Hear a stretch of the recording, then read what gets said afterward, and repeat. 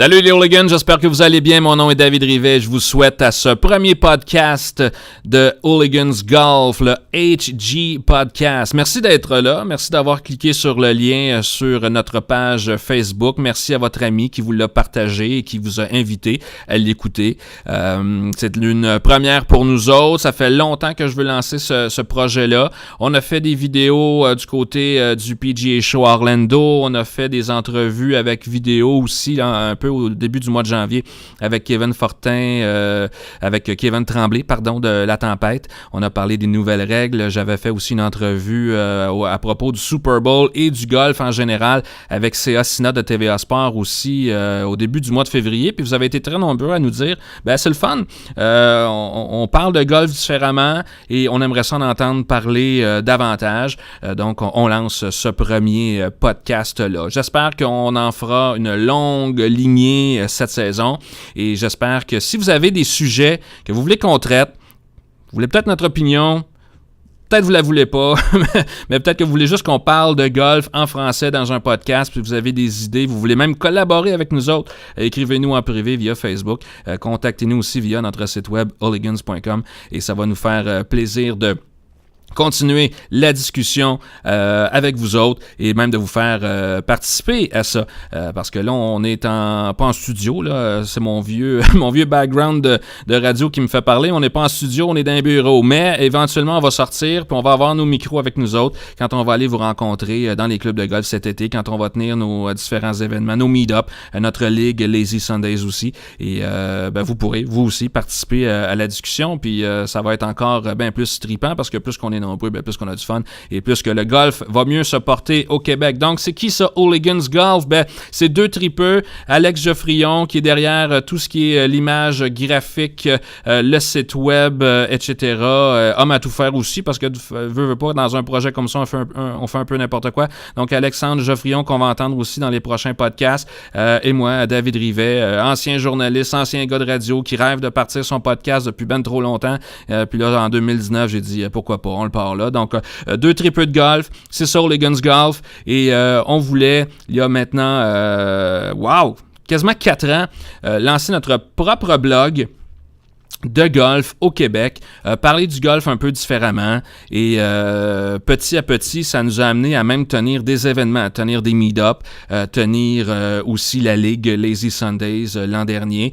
Donc peut-être c'est la première fois que vous entendez parler de Hooligans, allez nous suivre sur Facebook, allez nous suivre sur Instagram. Notre but, c'est de vous partager nos expériences, partager des fois des vidéos un peu drôles. On aime ça quand vous taguez vos chums puis ça les fait rire, etc. Le but, c'est d'être une grande communauté de golfeurs, de se tenir ensemble et de rencontrer des nouveaux golfeurs. C'est ça qu'on fait dans nos meet-ups. C'est ça qu'on a fait avec la Ligue l'année passée.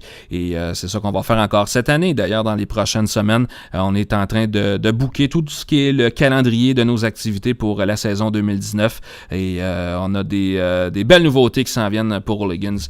Et donc, on a bien hâte déjà de vous présenter ça. Dans ce premier podcast, aujourd'hui... j'ai vu dernièrement sur les réseaux sociaux, vous l'avez sans doute vu si vous connaissez des golfeurs ou si vous suivez ce qui se passe de golf au Québec, il y a Kevin Fortin-Simard, golfeur professionnel, directeur général du club de golf Lac-Saint-Jean qui a décidé, pas du jour au lendemain, ça fait déjà depuis longtemps qu'il pensait à ce projet-là et sa femme l'a fortement encouragé à le faire. Déjà là, c'est une grande surprise. Tellement de gars qui me disent dans la vie, je peux pas aller jouer au golf parce que ma blonde.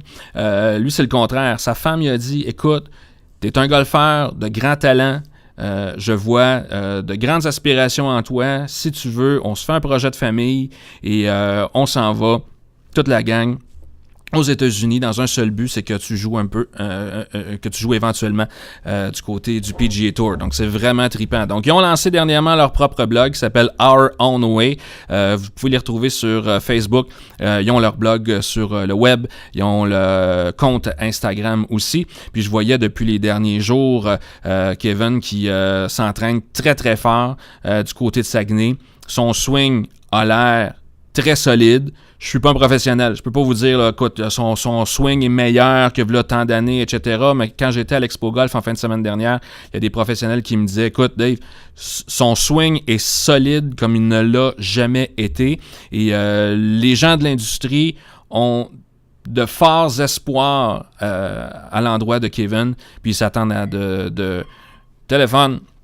Ils s'attendent à de grands résultats pour sa part dans les prochains mois. Donc, ce qu'il a fait, vous allez l'entendre dans l'entrevue que j'ai réalisée avec lui hier, le mardi 26 février, c'est qu'il s'est acheté un VR, il l'a arrangé comme il faut, il part avec sa blonde, avec sa petite fille, son chien également. Ils s'en vont jouer pour les prochains mois, le plus de tournois possible, pour jouer le plus de golf possible au niveau compétitif, pour arriver à l'automne en forme pour les qualifications du Web.com Tour. Et voilà, pour faire le Web.com et un jour aller jouer du côté du PGA Tour et même se préparer en vue de tournois de qualification pour le US Open, par exemple, ou pour le Canadian Open. L'an dernier, il a passé très, très proche d'aller jouer l'Omnium canadien lors de la ronde de qualification du lundi. Et c'est là que ça lui a donné le déclic de dire « J'ai passé proche, mais je joue pas assez au golf. Il faut que je m'y mette davantage. Il faut que je travaille plus fort. Il faut que je joue plus de tournois. » Et c'est là qu'il mûrit. Et c'est là qu'a ressurgé, si on peut dire, ce projet-là de dire on s'en va aux États-Unis puis on prend une année sabbatique ou à peu près là, pour jouer au golf. Et donc, je vous laisse entendre cette entrevue-là que j'ai fait hier. Puis depuis, il y a même du nouveau. Là. Hier, il était pas sûr qu'est-ce que je fais, quand est-ce que je pars, quel tournoi je vais participer. Puis aujourd'hui, on parle du mercredi 27 février. Et il m'a écrit ce matin en disant je m'en vais aujourd'hui même du côté de la Floride. Il a eu une invitation pour une qualification pour un tournoi du Mackenzie Tour dès la semaine prochaine. Donc, il a sauté dans le VR. Comme il m'a dit, je souhaite que le VR t'offre la run parce que c'est pas habitué de rouler l'hiver. Tant qu'il se rend au show, il va être correct. Puis là, il s'en va du côté de la Floride pour participer à de nombreux tournois dans les prochaines semaines. Donc, une entrevue bien intéressante que Kevin Fortin-Simard m'a accordée hier via Messenger. Donc, je vous laisse entendre, écouter avec attention, j'espère, cette entrevue de Kevin Fortin-Simard. Merci d'être là, merci d'écouter, merci de partager et on se reparle très bientôt pour d'autres podcasts. Les Hooligans, on lâche pas, on se bat pour le golf. À bientôt.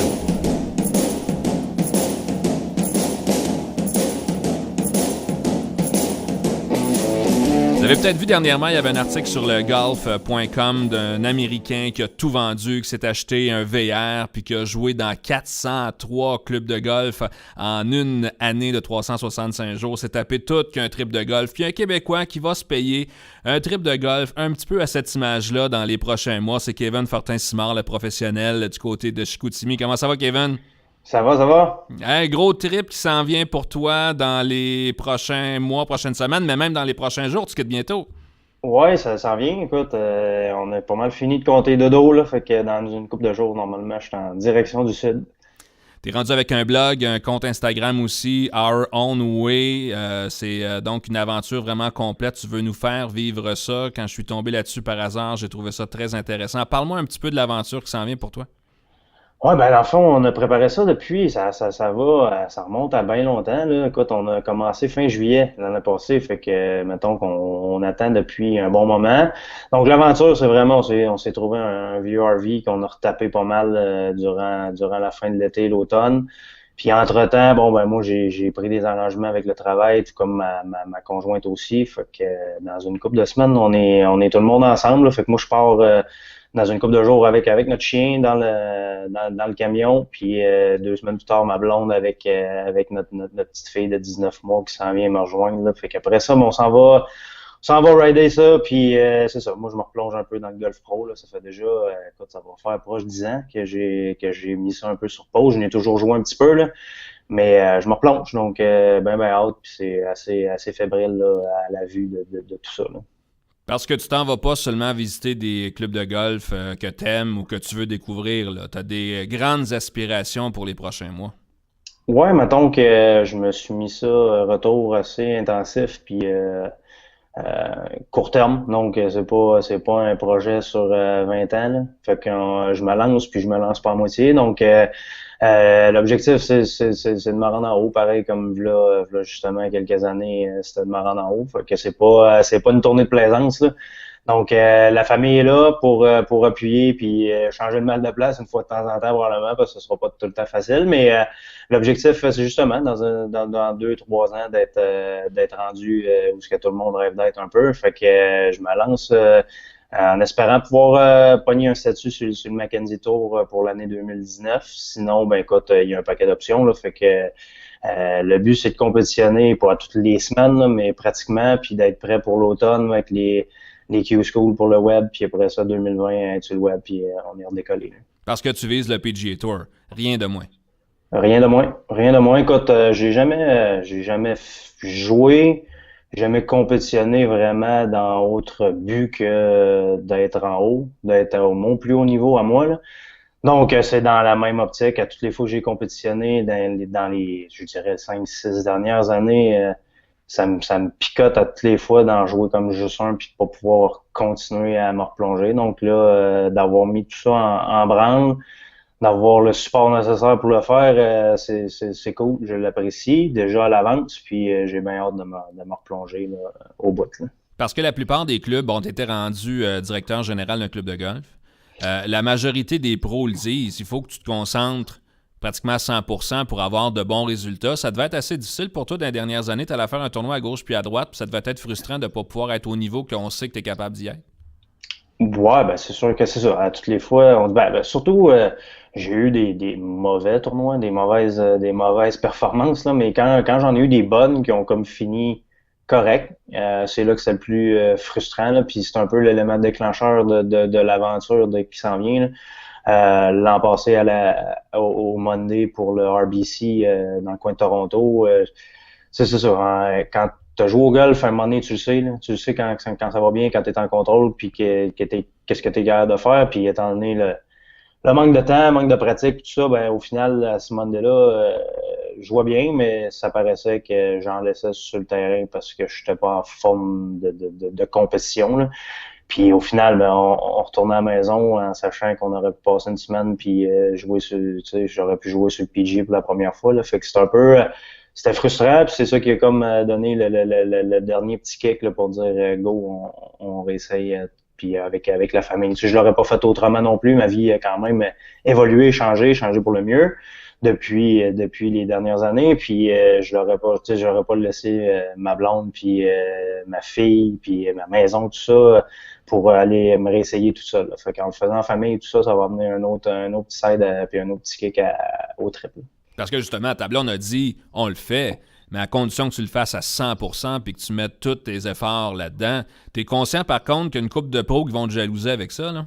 C'est pas toutes les femmes qui vont dire « OK, je m'envoie d'un vieux VR Dodge qui perd de l'huile puis on va aller faire le tour de l'Amérique du Nord en famille. » Là, c'est c'est une belle chance que tu as de ce côté-là.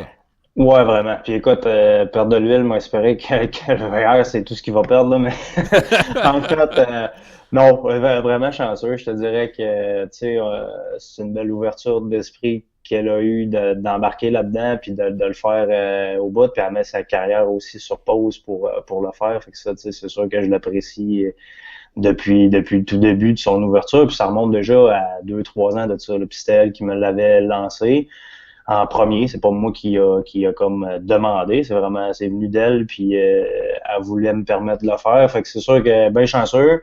On va sûrement en rendre quelques-uns jaloux avec ça c'est sûr. Puis tu sais, on va créer quelque chose, des beaux souvenirs pour nous autres, pour notre famille aussi. Fait que c'est bien cool. Puis en espérant pouvoir faire frimer ça, puis que ça soit comme exponentiel au niveau expérience golf et tout. Avec quel état d'esprit que tu quittes? Tu vas partir prochainement, les tournois s'en viennent, etc. Est-ce que tu as une tranquillité d'esprit pour te concentrer à 100% sur ta game, sur ta compétition, ou tu le sais déjà que tu vas avoir des choses qui peuvent te jouer dans la tête, le budget, par exemple, ou des trucs comme ça? Côté budget, soutien financier, tout ça s'est bien déroulé dans les dernières semaines. Assez chanceux, fait des belles rencontres. Puis d'ailleurs, c'est des trucs qui vont être dévoilés, annoncés là, via notre blog, via notre Facebook dans les prochaines semaines. Donc, ce côté-là sera pas un souci, pas pour à court terme en tout cas. Fait que ça sera pas quelque chose. comme c'est quelque chose qu'on prépare depuis longtemps, puis c'est quelque chose que j'attends moi-même depuis un petit bout, là, il y a rien vraiment qui m'arrête, qui me fait backer de ça. Fait que c'est sûr que j'embarque les deux pieds là-dedans.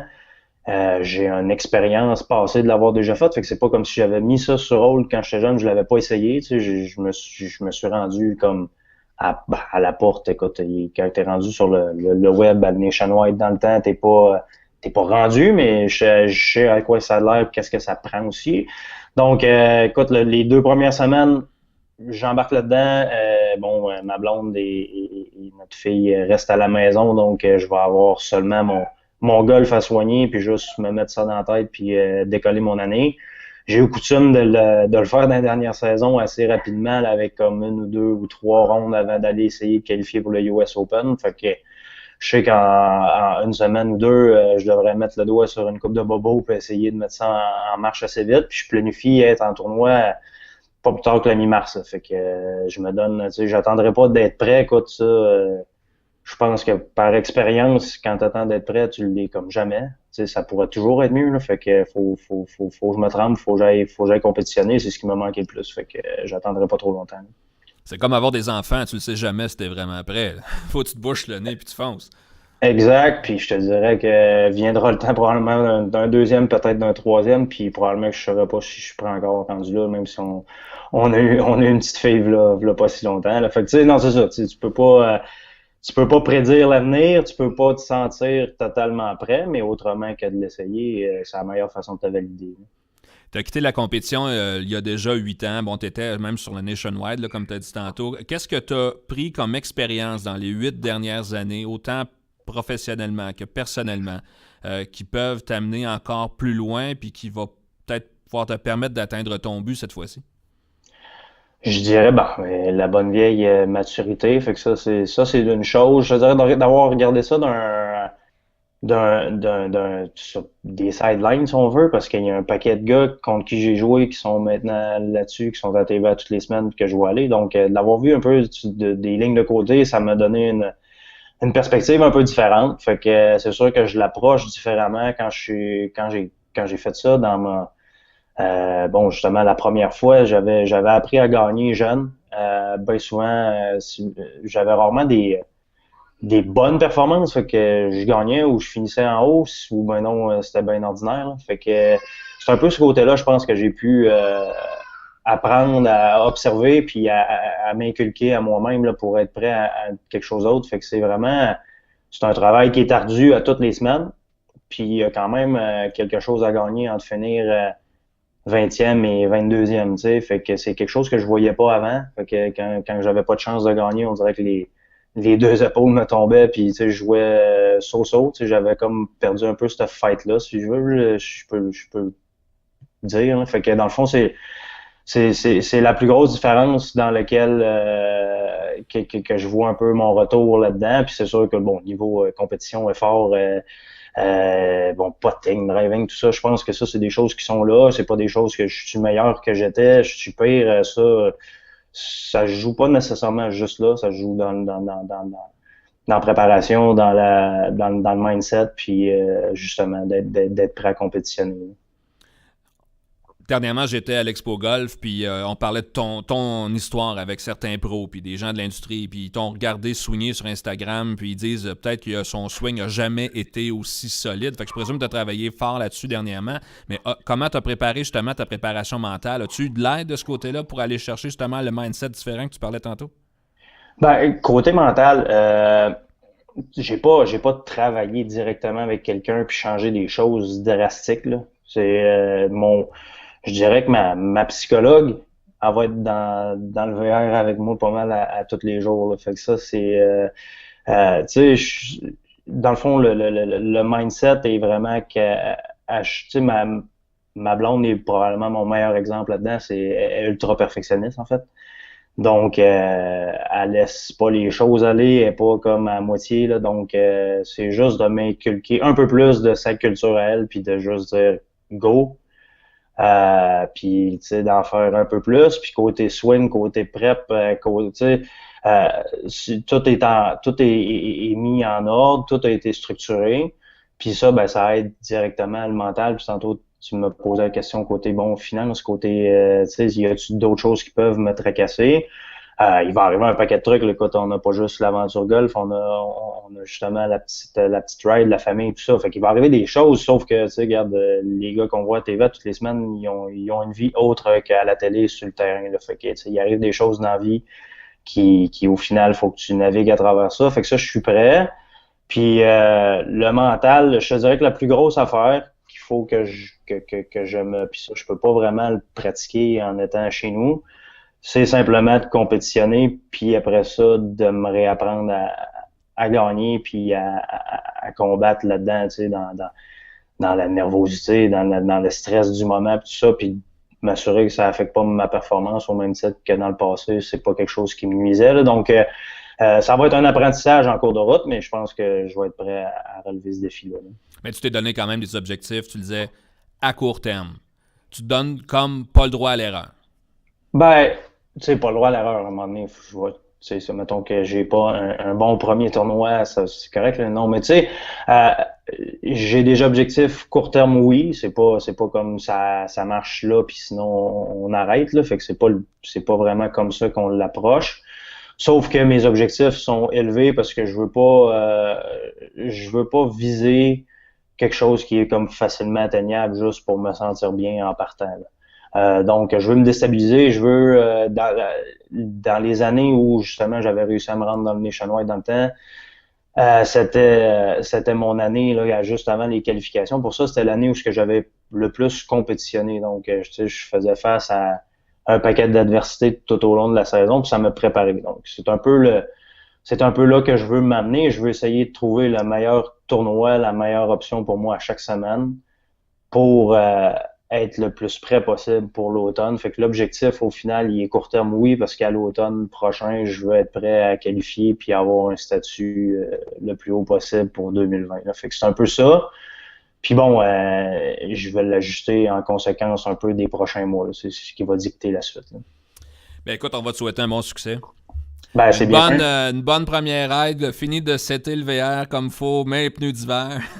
Parce qu'il doit y avoir de la neige dans votre coin, ça doit être épouvantable. Moi, il y a ça. Il y en a pas mal. Il fait froid aussi, là. Fait que, mettons que je devrais pas m'ennuyer de ce côté-là du Québec, pas trop, là. Donc, écoute, bon succès, bon trip avec la famille. On va se reparler d'ici là. Je veux qu'on suive avec toi en même temps que tes lecteurs sur ton blog, toutes tes péripéties au cours des prochains mois. Puis c'est sûr qu'on va suivre ça avec un grand intérêt au cours des prochains mois. Merci, Kevin Fortissement. Ben, merci, c'est très apprécié. Bye bye. À bientôt. Bye bye.